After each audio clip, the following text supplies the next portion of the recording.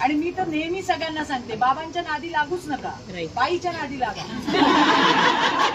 जरी नवरा नेता असला तर तो घराच्या बाहेरचा नेता आहे, घराचा नेता आपण आहे. कानामध्ये सांगायचं कोणाचं पण मटण खा बाबा, आपण ताप कमळाचंच पडतं. 5 वेळा नगरसेवक, 2 वेळा नगराध्यक्ष, ही 6वी वर्ष, म्हणजे आता 30 वर्ष. 30 वर्ष एक दुर्गा काम करते. खूप लोक आले गेले, राहिली दुर्गा.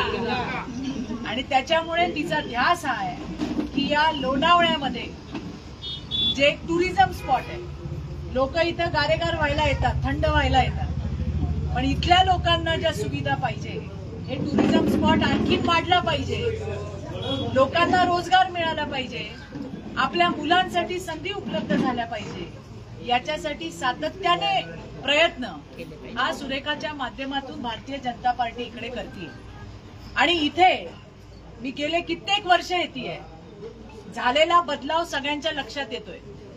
वॉटर मीटर, गटर हे जे महत्वाचे प्रश्न आहेत त्याच्यावरती जोरदार काम हे आपल्या सुरेखाच्या माध्यमातून पक्षाने त्या ठिकाणी केलेलं आहे. बघा, पैसे वाटतील, आणखीन काय करतील, पण शेवटी लोकांना ऍक्सेस असणारा माणूस असावा लागतो. आज निवडून दिलं आणि उद्या त्याच्यापर्यंत सुरेखा पोहोचूच शकलो नाही, फोन अमक्या पीएने घेतला, ढमक्या पीएने घेतला, तर जमणार आहे का? त्यामुळे लोणावळ्याची जनता सुज्ञ आहे. आपल्यासाठी कधीही उभा राहणारा, मदतीला येणारा माणूस त्यांना पाहिजे. आणि मला असं वाटतं की भारतीय जनता पार्टीशिवाय दुसरा पर्याय नाहीये. जनशक्ती विरुद्ध तुमचं काम, आपण काय विकास केला त्याच्यावरती आपण बोललं पाहिजे. येणाऱ्या दिवसात या लोणावळ्यासाठी आपलं विजन काय आहे त्याच्यावर आपण बोललं पाहिजे. माणसाचा तोल कधी बिघडतो, तो डिस्टर्ब कधी होतो, जेव्हा त्याला दिसतं की आता आमचा जय होऊ शकत नाही, त्यावेळेला मग कुठल्या तरी महिलेच्या, कुठल्या तरी पुरुषाच्या वैयक्तिक विषयांवरती बोललं जातं. हे लक्षात घ्या तुम्ही. असंच बोललं जातं का? नाही. ती तशीच आहे, गेली कित्येक वर्ष तिला असंच बघतोय आपण, बरोबर की नाही? तर हे वाक्य कधी निघतात तोंडातून बाहेर, जेव्हा मानसिक संतुलन माणसाचं बिघडतं. त्यांना असं कळतं की आता आपलं काय होणार नाही, तर मग आता काय करायला पाहिजे की जे भारतीय जनता पार्टीचं नेतृत्व करतात त्यांना कुठेतरी बदनाम केलं पाहिजे. आणि म्हणून मला तुम्हाला हे सांगायचंय. मी सकाळी आता दुपारी वृंदाकडे आली, तिलाही मी तेच सांगितलं की तुमचं काम हाच तुमचा प्रचार.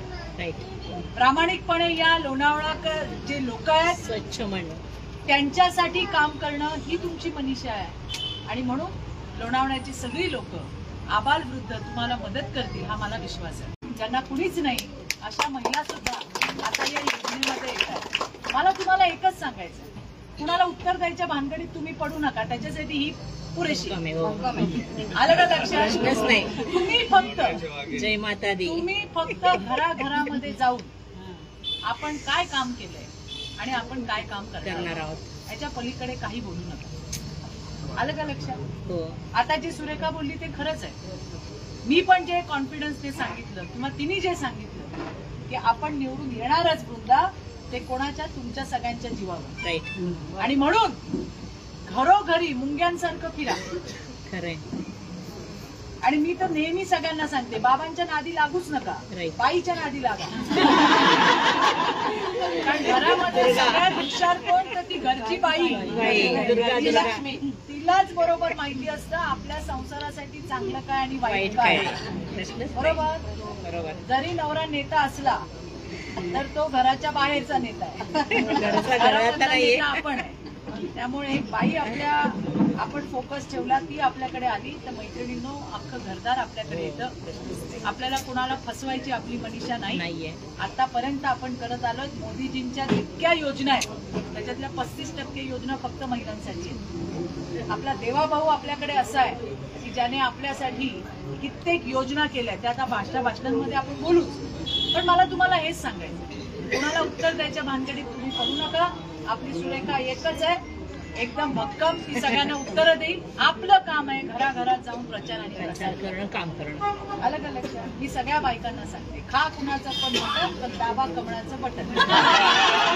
लक्षात खायचंच नाही ताई, खायचं पार्ट्या नाही, चालू- घ्यायचं नाही. अरे बाबा पार्ट्या चालू होतात. सुरू झाल्या पार्ट्या. नवरे आपल्याला सांगतात आज स्वयंपाक करू नको, म्हणजे समजून जायचं आज पार्टी आहे.